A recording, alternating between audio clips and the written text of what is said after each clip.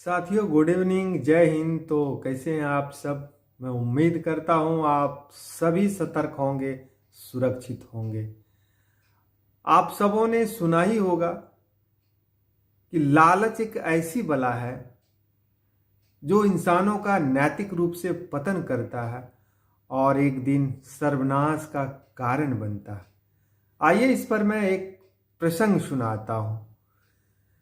एक दिन गांव की एक बहू सफाई कर रही थी। मुंह में सुपारी थी, पीक आया तो उसने गलती से यज्ञ वेदी में थूक दिया। उसे आश्चर्य तब हुआ जब उसका थूक स्वर्ण में बदल गया। अब तो वह प्रतिदिन जानबूझकर वेदी में थूकने लगी और उसके पास धीरे धीरे स्वर्ण बढ़ने लगा।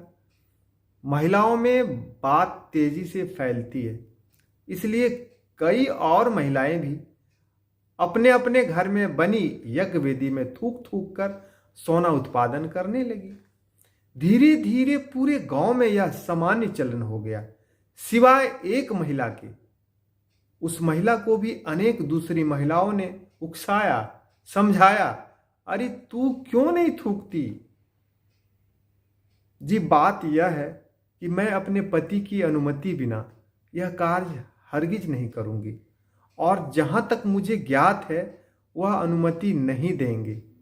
किंतु ग्रामीण महिलाओं ने ऐसा वातावरण बनाया कि आखिर उसने एक रात डरते डरते अपने पति को पूछ ही लिया, खबरदार जो ऐसा किया, यज्ञ वेदी क्या थूकने की चीज है? पति की गरज चेतावनी के आगे बेबस वह महिला चुप हो गई। पर जैसा वातावरण था और जो चर्चाएं होती थी, उनसे वह साध्वी स्त्री बहुत व्यथित रहने लगी। खासकर उसके सूने गले को लक्ष्य कर अन्य स्त्रियां अपने नए नए कंठहार दिखाती तो वह अंतर्द्वंद में घुलने लगी। पति की व्यस्तता और स्त्रियों के उलाहने उसे धर्म संकट में डाल देते। यह शायद मेरा दुर्भाग्य है अथवा कोई पूर्व जन्म का पाप कि एक सती स्त्री होते हुए भी मुझे एक रत्ती सोने के लिए भी तरसना पड़ रहा है। शायद यह मेरे पति का कोई गलत निर्णय है। ओह, इस धर्माचरण ने मुझे दिया ही क्या है? जिस नियम के पालन से दिल कष्ट पाता रहे उसका पालन क्यों करूं?